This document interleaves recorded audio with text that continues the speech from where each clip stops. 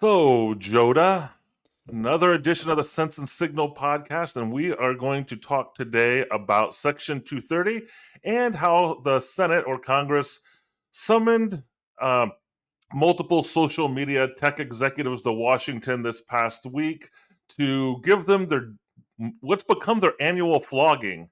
I think like when you they should add that to the job description for a CEO of a social media company. Just know that at least once a year you're going to have to go to Washington to get I know flogged. it's so So nuts, man. It's such a pomp and circumstance, sort of like they're just up there. Nothing even happens. They're just like, yeah, this is what is I anything going think. to happen as a result of this public flogging and making Zuckerberg get up and apologize to all the victims? And then the one guy was like, "Are you going to?" And this senator was super annoying. Are you Tom going to start up a Delaney or fund what? for these Yeah, people? Are you going yeah. to pay the victims for what they have suffered at your hands? Get up there and apologize. And he, you know what Zuckerberg did, and I applauded him for it. That Yeah, was no, he that did a was good job. he got up there and said, "Yeah, I have no problems because shit happens, and I will apologize for that."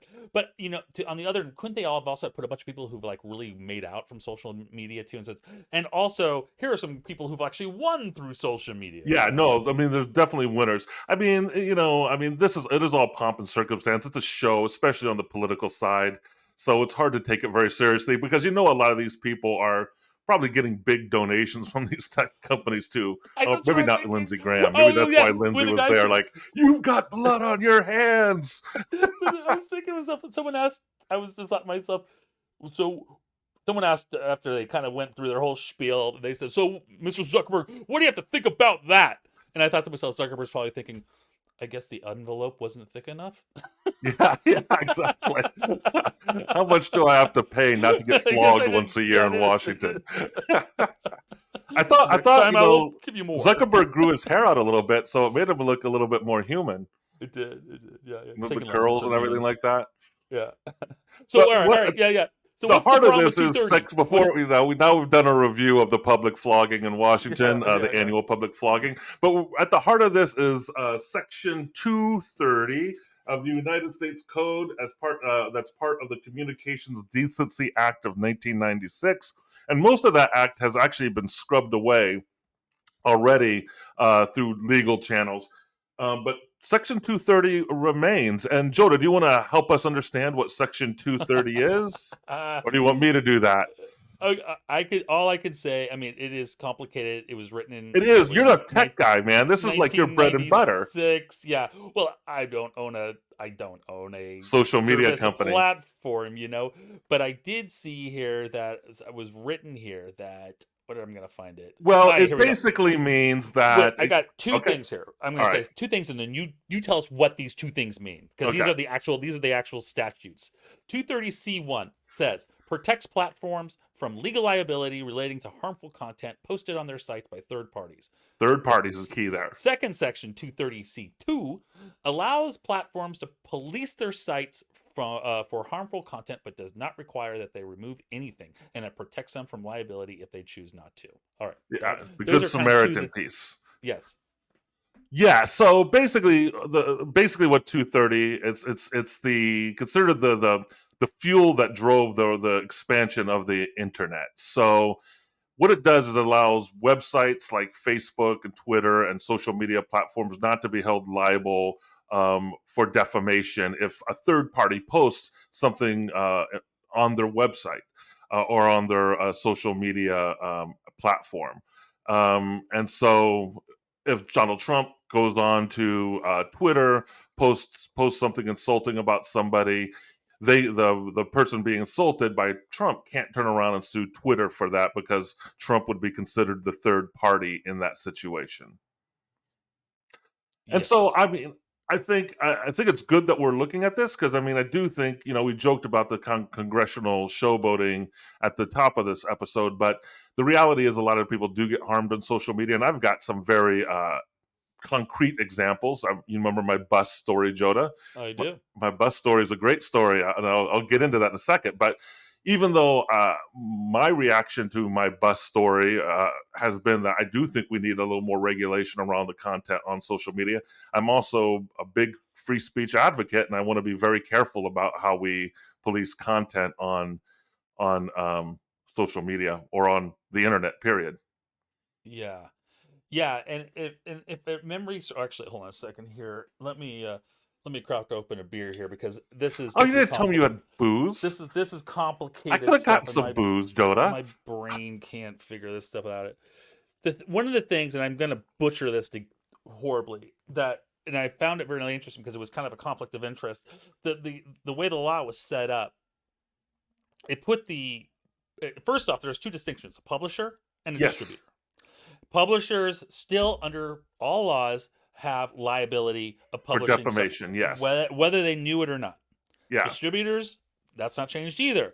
The question is, are platforms publishers or distributors? And the way 230 writes it's a broad statement that sort of says they're a little bit of both, but they're mostly a distributor. right, And one of the problems that occurred was like, if you moderate, you're kind of deemed a publisher. So what it did is it created an impetus for these platforms to not moderate right. and just let anything happen. Because as soon as they said, "Oh my gosh, there's a Nazi posting hate crimes that they're about to do," well, let it go, because if we regulate that, we're going to be deemed a publisher, and we don't want that. So it created this weird conflict of interests that's been going on for We also quite a have to be while. careful too, because who's making that judgment call, right? I think part of Mm. it was also that anybody could come up and say, "Hey, this is offensive to me. You need to take it down. If you don't, I'm going to sue you." But what's offensive to one person might not be offensive to somebody else. I know that's kind of speaking in generalities, but I do think you have to be careful about that. Who's in charge of moderating the content and by what criteria? It's complicated, right? And I work with analogies, and I kind of think of I don't know, man, Dan. I kind of I think of the platform concept as a virtual neighborhood, is how I think of it. And I don't think I'm So alone. does You know, Elon Musk, apparently, right? why? What did he say? Well, he Why? called it the commons, right? The public commons. Twitter Yeah, was the it's public a virtual commons. commons, and it's a democratized commons, right, to some degree. And the question is, in a weird way, it's like if I was a city planner and I built roads and community centers for people to communicate, and then all of a sudden really bad actors started utilizing those to promote really bad concepts that were harmful. Should I be the one who's necessarily liable for that if I created the venues? I mean, Well, I'm just let's get to my bus story, because I think this is a good example. So I was taking a bus. This was a couple years ago, and I ran into this guy who had a smartphone, and it was on a kind of selfie stick, and he was sitting on the bus, and he kept playing over and over with his electronic voice the n-word, the n-word, the n-word, the n-word, over and over again. I was kind of looking around the bus, and nobody was saying anything because they probably didn't want to get involved. Finally, I looked over at this young woman of color who was sitting by a window next to him, and she had her head resting against the window, and I thought, man, she doesn't need this bullshit, right? So, and there were two other women next to me, kind of starting to panic too. So I kind of leaned over to him and said, "Hey, buddy, you need to turn that off. You need to stop that." And he said, "Oh, I can't. My phone's broken." And I was like, "Well, if your phone's broken, you need to turn it off." And eventually, what during our discourse on the bus, what he showed me was that he was actually making money doing this because he was on Twitch or maybe YouTube live stream. I'm not sure, but it was one of those two platforms, and one of them, and they pay people to do things, right? To do take he was actions, paid to right? be a troll, essentially a social troll. Yeah, Essentially, is what he well, was I doing. mean, Yeah, and in the real world, not just yeah, trolling online, but he was yeah. bringing the Walking trolling around. out into a Hmm. bus. And this is part of a whole phenomena. There's other people doing this too. It wasn't just this guy found out. There's this other guy, Arab Andy, who went to jail for causing a bomb scare at UW around the same time. So this was kind of a phenomenon that was happening around 2019. And anyway, so eventually, he starts attacking me, asks me if I'm Jewish and stuff like that, and I'm like, I'm fine if you think I'm Jewish. Jewish are great history, great people. Just trying to deflect his insults, and he was being paid to ask me that too. Mm-hmm. And so eventually we start to get off the bus. This is about 20 minutes into it, and I lost it, and I grabbed his phone, and he tackled me and into a bear hug, and we wrestled for a while, and finally I was like, I'm going to lose my job if this goes too far. So I threw his phone. He scrambled to get it. Everyone like just flooded out of the bus. And I go home and I get on social media, right? First thing I get on Facebook and I say, man, this crazy incident happened to me on the bus. And I'm kind of stewing about it the rest of the night. And then later in the evening, I look at Facebook and a friend of mine from Alabama had found the video of this whole incident on YouTube. And so I go and I watch it, and he posted it in the thread. A bunch of people in my community went in and watched it, and they were like, "Oh my god, this is horrible! This is a nightmare! What this guy was doing?" Because it wasn't just the incident with me; he was also videotaping a lot of other harassing behavior as well that he was doing in public venues like the bus. So I got mine taken down basically within 24 hours. But the next Saturday, I went on and watched all his content on his channel, and it was just him going after black youth and harassing them to the point where they chased them off the bus. And what happens if that had turned violent? Who would have gotten the blame? Not him, the kids who he harassed. He was harassing like this woman on the bus who was going home alone, and he was like, "Hey, can I follow you home?" Just real creepy stuff like that. So Monday comes around, and I call the police, and I say, "Hey, this is what happened." And yeah, I grabbed his phone. I get that's a crime too, which I'm now admitting again on YouTube. Um, and so the police were like, well, whatever, not much we can do about it, which was kind of frustrating. So I get back on social media. I go on Facebook and I make a post saying, "Hey, I took this picture," because I did take a picture of the guy, and he was sitting there he made like a peace sign, like with a kind of smug smirk on his face. And so I posted that on Facebook, that picture, and I said, "Hey, don't, if you see this guy on the bus, this is what he's doing. Don't confront him. Don't get violent or anything. But here's the sheriff's number. Just call the sheriff and ask them to meet you at the next stop if this guy is doing this, behaving this way on the bus." And so that post over the next few days went viral. I mean, I think it got 3,000 shares, and it was super scary, right? Mm. Once something, because it brings all the crazies out of the woodwork when stuff starts going that viral. And I definitely got criticized for making the post or leaving it up too long, because was I putting this guy's life in danger? I don't know. But it did get the police's attention, and the police contacted me and said that they were going to pursue an investigation against this guy, and that they were going to pursue felony charges. Because at first they were saying the most we'll get is a misdemeanor. It's not worth even pursuing. And eventually that post actually got on the news. Cairo, or one of the local channels, did a news story about it, and it came back to this free speech issue as well. Like, you know, um, you know, hate speech is protected, so there's not much anyone could do about the speech in of itself, but the harassing behavior on. And the frustrating thing that I want to bring it back to this 230 rule is all this content was being posted on YouTube with the intention of making a profit off of other people's harassment. And I think, and then a lot of the people who were in the videos that we eventually got taken down, because I think we got the whole channel taken down, was those people probably didn't know that their images were on YouTube being people being harassed. I remember there was this one kid who got on the bus, who was a trans kid, and he saw the guy with a selfie stick pointing the camera at him, and he was like, he knew, he was like, "Oh man, don't." And guys, sure enough, went in. And when I posted it on my Facebook account, I actually had a connection with that kid somehow. And he was like, "Hey, yeah, that's the guy who went after me." And he actually ended up being a student at my school. So, and I guess the good tool of social media in this case was the other people were on the bus for that incident, contacted me, and were able to. I was able to connect them to the police to file the reports about what happened as well. So Lots of good and bad in that story. That Mostly shit's nuts, bad as though, far man. as this guy, but I think my takeaway is that, damn, why you never ride the bus, man? You just you're like, hey, man, I'm a what? bus rider. The bus is my home. I want to protect my home, man. That's right. That's right. That's a different law. That's I That's a think different law, but we're you're talking actually about allowed to 230. shoot And them in was in Texas if it that was your case, home. was YouTube responsible for his content being on there that was very explicitly harassing people for profit? Right.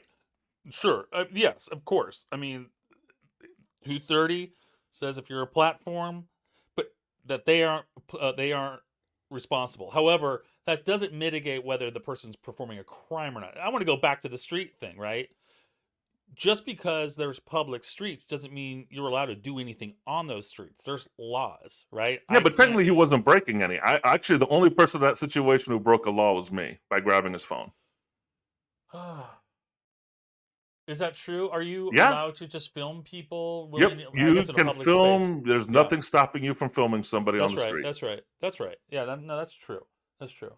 So, all right. So I feel like we're conflating things here to some degree. No, So, I think that's just a good example of what the Congress, the Senate, the congressional hearing was trying to get at when talking to these CEOs of these companies. That there is a lot of very damaging content out there potentially that they're not policing. right, but they Um, really are trying to lean in on what is legal and not illegal. And like child pornography is illegal, and yet if that gets on some of these platforms, it's like we don't have control over that. Or libel, like we don't know control, like actual laws are being broken because and who's responsible. And some people are trying to hold the platforms responsible as well as perhaps the perpetrator of the aggression or right. transgression as well. You just stated that was not illegal. All right, so that's not even what they're talking about. Now, should they talk about perhaps bullying and stuff as well? And Yes, that's but what this hearing was about. Was about online bullying. yeah, there is that too for sure. But I do want to state that there is this concept that they're throwing out, which I just read about, called duty of care, and this is something Yeah. that Zuckerberg is pushing. And this is an interesting, and I'm just going to read this paragraph. This kind of explains it in a paragraph form. Ordinarily, businesses have a common law duty to take reasonable steps to not cause harm to their customers, as well as take reasonable steps to prevent harm to their customers. That duty also creates an affirmative obligation in certain circumstances for a business to prevent one party using the business service from harming another party. Thus, platforms could potentially be held culpable under common law if they are unreasonably created as unsafe environments, as well as if they are unreasonably fail to prevent one from using harm a user from harming another user or the public. And what's interesting in this, what I read more about is the idea here is what duty of care suggests, like these companies can remove themselves out of the picture if they prove that they're doing their best, they're doing things to make sure that these illegal things don't occur. And that signals to me an interesting thing because I work in the security space. And the security space sort of has a similar thing. There are these policies, these governance policies that organizations need to comply with that surround the notion of information security, and there's different types of policies, and that they're not necessarily set up where, oh, if you get a breach, you've broken the law. You know, it's like if you don't at least try to do these mitigating things, these you don't try to address, do flip off this switch and turn on this switch and address this. If you don't do these things and then you get breached, then you're culpable because you were negligent. But if you at least do these things, we as eyes of the government, then we're going to say you weren't negligent, you did the best you could, and you still had a problem. And I can see that potentially that's where this might go. There will be policies, there'll be sorts of things, check boxes that you'll have to, as a platform, will have to address.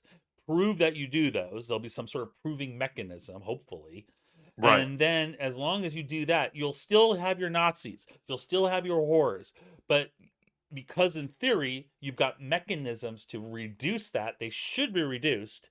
And when they do occur, because you're a platform, you're not culpable because you've done your damnedest. And that's really what the duty of care is sort of suggesting. No, So I I'm like that saying, because I think it's an ethical framework, and I think that it's self-regulation, right? I mean, Mm-hmm. I'm not comfortable with the government coming in and creating more regulations in Oh, they any will though. situation. I know they. I'm confident they're gonna do well. Well, we'll They see. do it. I mean, there is this whole wanting to revisit 230s, but came up in the Trump administration. Actually, Bill Burr was the one who first started raising these concerns about that particular section, and so, and I think there's bipartisan support for addressing it in some way. It just, I while I do think something needs to be done, because clearly what's being done so far in the social media realm is not working completely. Um, we the First Amendment, freedom of speech, is a valuable thing. It's probably the most valuable of our rights, and we don't want to. And I think keeping the internet a space where people are free to have open dialogues, dialogue with a variety of different viewpoints. Is important, even though that is not actually what's happening. What the internet actually did is just divide us all and atomize us all into little cliques of, and then force us into Atomized. ideological bubbles. Yeah, yeah. That's a different subject. It is a Yes, it different did. subject, but It did. It no, but it did, and it didn't. But you're right. and you look at Section 230 from that lens, given where it was coming from. I mean, it was in the hopium days of the beginning of the internet in the 1990s, right? When we really thought the World Wide Web was going to bring everybody together. It was going to be this harmonious place that would bring peace and prosperity to the world.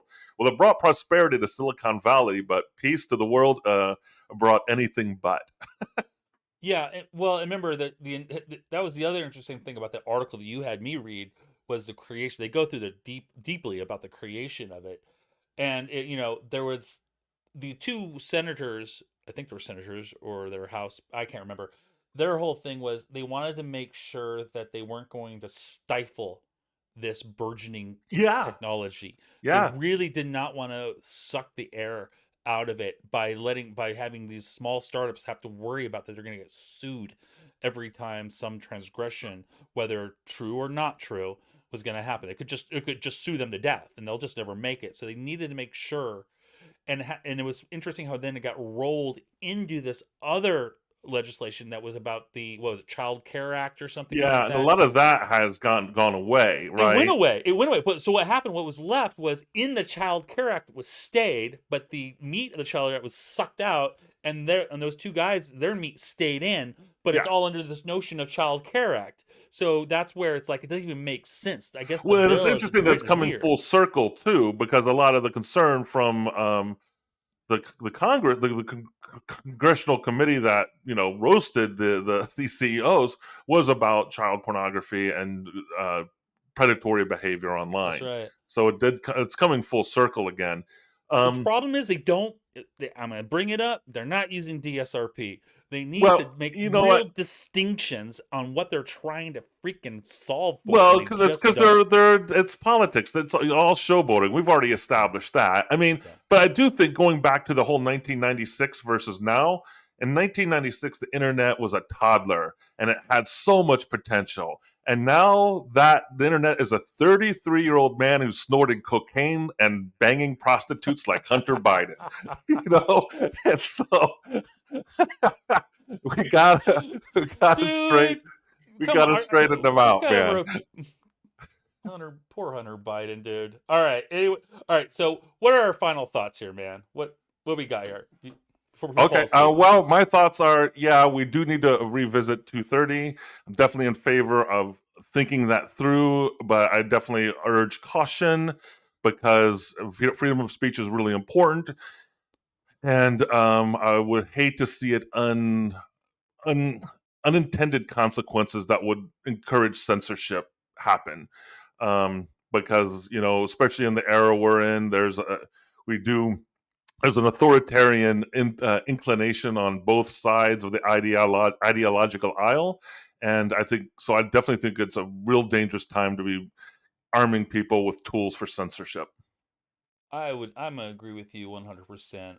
I think the stuff I've read, it's like they get very reductionist and they go, all we're gonna do is we're just going to deem these certain things that are already illegal and judge against those things. And some of those things are clear. There's again, child pornography is child pornography. What's to judge against that? That's either it's happening or not. So you can say no to that. But there are things that I think that can become judgy, where it's like it's an opinion. Hate speech. I hate to say it, but that is the most. I've never liked Well, necessarily the hate speech concept, because it's a thought crime as far as I'm concerned, and what you can deem it. And I can just say, Dan, I hate you. Oh, that's hate speech. I don't know. And so I think you're right. It's not even the censorship of just not prohibiting words people to say things. It's the ability to judge whether their words are who's judging whether one's words are yes. appropriate or Who's not. judging? And once you make that sort of loosey goosey thing, because you're not going to have a checkbox, or are you? Like, if this word plus this word plus this word, it's going to get ugly, and it becomes, like you said, it becomes a tool for power to control. And that's my concern too as well. Yeah, because But language is all contextual too, oh, right? 100%, 100%. But I think you and I both agree it is an old man snorting coke, and it does need to be it does need to be wrangled in. Yeah. All right. So there you have it, folks. If you like this conversation, make sure to hit that like button and subscribe, and we'll see you on the next edition of the Sense and Signal podcast. Cheers, everybody. See you later.